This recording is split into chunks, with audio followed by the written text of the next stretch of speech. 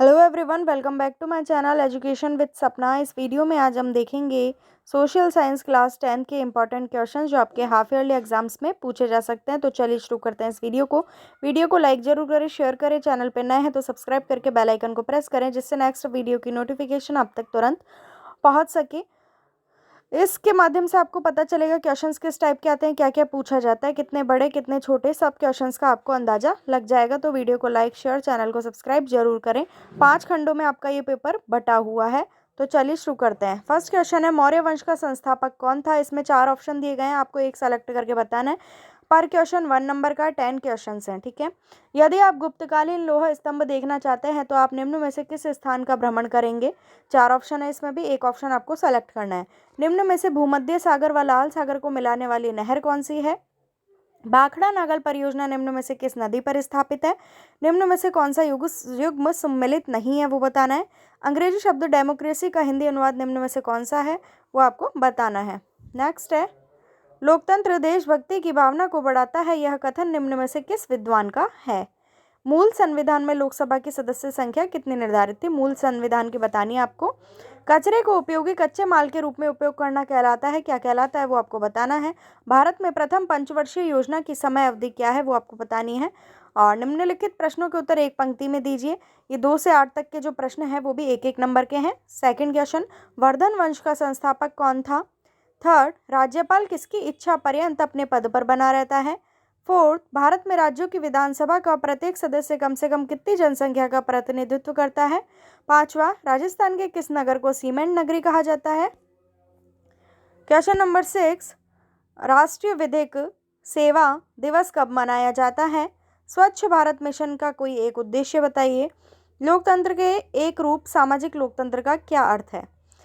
तो अब है रिक्त स्थानों की पूर्ति करनी है आपको। 3 रिक्त स्थान है, एक एक नंबर का है। भारत में तिलहन उत्पादन में राज्य का प्रथम स्थान है, किस राज्य का प्रथम स्थान है, वो आपको बताना है।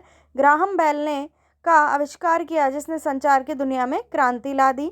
बाजरा उत्पादन की दृष्टि से देश का विश्व में प्रथम स्थान है, किस देश का है, वो आपको बताना है।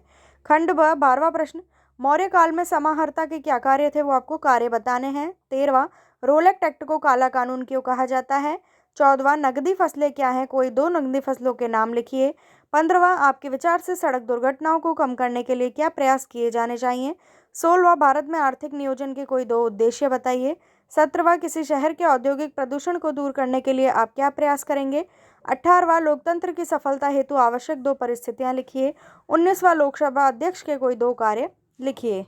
खंड स क्वेश्चन नंबर 20, राष्ट्रीय जनसंख्या नीति 2000 की व्याख्या कीजिए, अथवा भारत में जनसंख्या वृद्धि के प्रमुख कारणों की व्याख्या कीजिए। 21वां, गरीबी निवारण के प्रमुख उपाय बताइए, अथवा बेरोजगारी के कोई 2 प्रकारों का संक्षिप्त वर्णन कीजिए। क्वेश्चन नंबर 22, एक उपभोक्ता के रूप में आप कौन कौन से कर्तव्यों का निर्वहन करेंगे, अथवा सूचना के अधिकार अधिनियम 2005 के अंतर्गत आप किस प्रकार सूचना प्राप्त करेंगे।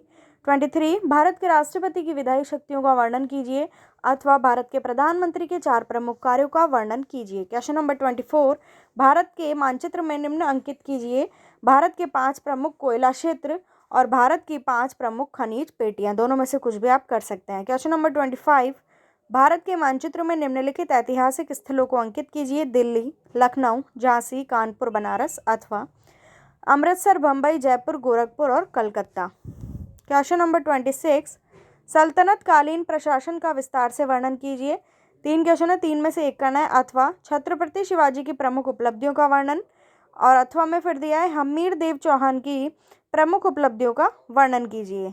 27, वैश्वीकरण की अवधारणा का विस्तार से वर्णन कीजिए, अथवा भारतीय अर्थव्यवस्था में आर्थिक सुधारों का संक्षेप में वर्णन कीजिए, अथवा स्वदेशी की अवधारणा का विस्तार से वर्णन कीजिए। क्वेश्चन नंबर 28, राज्यपाल के रूप में आप किन किन शक्तियों का उपयोग करेंगे, वर्णन कीजिए, अथवा मुख्यमंत्री के रूप में आप किन किन शक्तियों का उपयोग करेंगे, वर्णन कीजिए, अथवा विधानसभा अध्यक्ष के रूप में आप कौन कौन से कार्य करेंगे, वर्णन कीजिए। तो ये थी हमारी आज की वीडियो, मोस्ट इंपॉर्टेंट क्वेश्चंस। तो आप इनको अच्छे से तैयार कर लीजिए। वीडियो को लाइक शेयर और चैनल को सब्सक्राइब जरूर कीजिए। मिलती हूँ नेक्स्ट वीडियो में। Thank you.